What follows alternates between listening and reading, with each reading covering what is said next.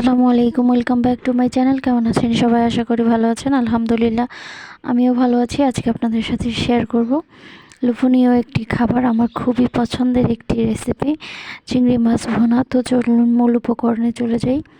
তো দেখতে পাচ্ছেন কতটা লোভনীয় আর কতটা ইয়াম্মি হয়েছে, দেখে মনে হচ্ছে আলহামদুলিল্লাহ আলহামদুলিল্লাহ। তো প্রথমে আমি কড়াইতে সাদা তেল দিয়ে দিয়েছি পরিমাণ মতো, বেশ কিছু পেঁয়াজ কুচি দিয়ে দিয়েছি, হালকা করে ভেজে নেব, জাস্ট কাঁচা গন্ধটা যাওয়া আগ পর্যন্ত ভেজে নেব। তারপর এখানে আদা রসুন জিরা পেস্ট হাফ টিস্পুন, হলুদের গুঁড়া মরিচের গুঁড়া আর ধনিয়া গুঁড়া একসাথে আমি দিয়ে দিয়েছি। এটাকে হালকা একটু সটে করে নিয়ে একটু পানি দিয়ে দিব। পানি দিয়ে তারপর আমি এখানে মশলাটাকে কষিয়ে নিব ভালো করে। মশলা যত কষানো হবে ঠিক ততটাই ভালো লাগবে, ততটাই মজা লাগবে। তো দেখতে পাচ্ছেন কতটা সুন্দর হয়েছে কালার। এরই মধ্যে আমি টমেটো কুচি করে রেখেছি, সেটাও দিয়ে দিয়েছি। কিউব করে কুচি করে রেখেছি, সেটাও দিয়ে দিচ্ছি। দিয়ে তারপর টমেটোটা ভালো করে গলিয়ে নিব। বেশ কিছু কাঁচামরিচ ফালি দিয়ে দিয়েছি। দিয়ে তারপরে এটাকে আমি ভালো করে এখন রান্না করে নিব, কষিয়ে নিব, একদম টমেটো গলা আগ পর্যন্ত কষিয়ে নিতে হবে। তো এভাবে ভুনা করলে চিংড়ি মাছ আমার খুবই ভালো লাগে, খুবই পছন্দের আমার। অনেকে টমেটো আলাম আলাম খেতে পছন্দ করে, কিন্তু আমার একদমই ভালো লাগে না।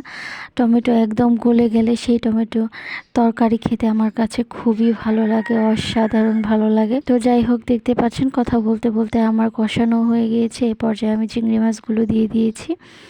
চিংড়ি মাছগুলো দিয়ে তারপর আমি আরও কিছুক্ষণ কষিয়ে নিব।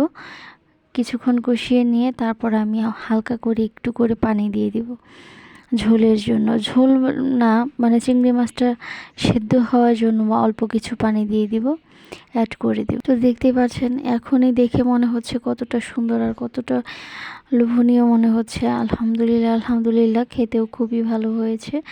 তো যাই হোক, কথা বলতে বলতে রান্নাটি প্রায় শেষ পর্যায়ে এরপর।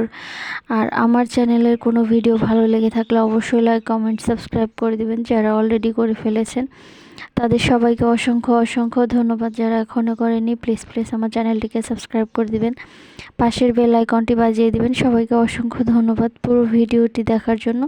সবাইকে আবারও ধন্যবাদ জানাচ্ছি। তো দেখতে পাচ্ছেন এ পর্যায়ে আমার রান্নাটি প্রায় শেষ হয়ে গিয়েছে। এখন আমি আপনাদেরকে সার্ভ করে দেখিয়ে দিব কেমন হয়েছে। সে পর্যন্ত ভালো থাকবেন। পরবর্তী ভিডিও দেখার আমন্ত্রণ জানিয়ে আজকের মতো এখানেই বিদায় নিচ্ছি। সবাই ভালো থাকবেন, সুস্থ থাকবেন। আসসালামু আলাইকুম।